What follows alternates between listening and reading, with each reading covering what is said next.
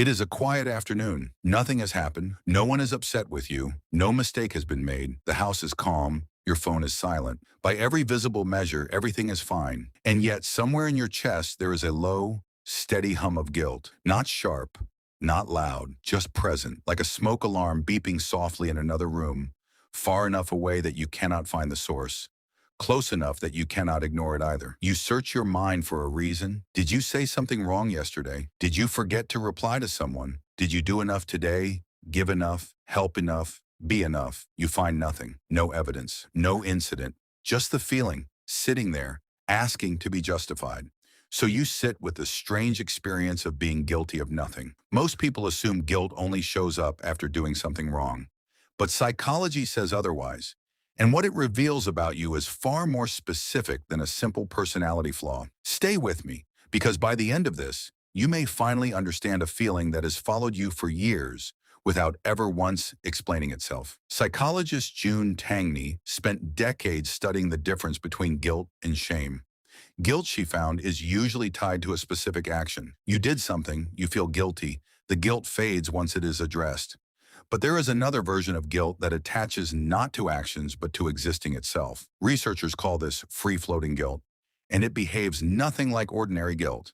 It has no clear cause, no clear resolution, and no clear endpoint. It simply sits in the body, waiting for permission to leave that never quite arrives. This kind of guilt is not telling you that you did something wrong. It is telling you something about how you learned to read safety as a child.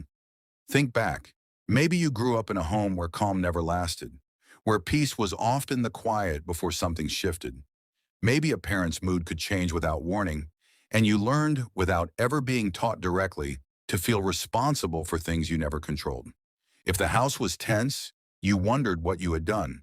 If someone was upset, you assumed it must be connected to you somehow, because that felt safer than believing the world was simply unpredictable. Children cannot tolerate the idea that bad things happen for no reason.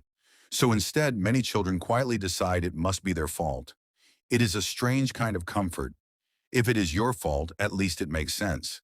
At least there is something you could have done differently next time. That belief does not stay in childhood. It becomes wiring. And as an adult, even when nothing is wrong, your nervous system still scans for the version of guilt that once made an unpredictable world feel explainable. Here is something else worth understanding. Psychologists describe a state called anticipatory guilt, where the body begins preparing for blame before anything has actually happened. It is guilt with no object yet, guilt waiting for an event to attach itself to. For people who grew up needing to stay one step ahead of conflict, this anticipatory state never fully turns off. Calm does not feel like safety. Calm feels like the moment right before something goes wrong. This is why peace can feel uncomfortable to you, why stillness sometimes feels louder than chaos.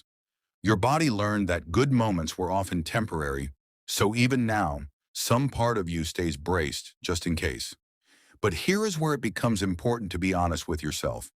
There are two versions of this guilt, and they can look identical from the inside.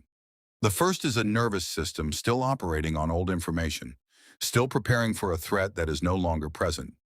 This guilt is not a signal about your character. It is a leftover alarm system from an environment that taught you to expect trouble. The second is something quieter and more personal, a belief that you do not deserve ease unless you have somehow earned it through worry.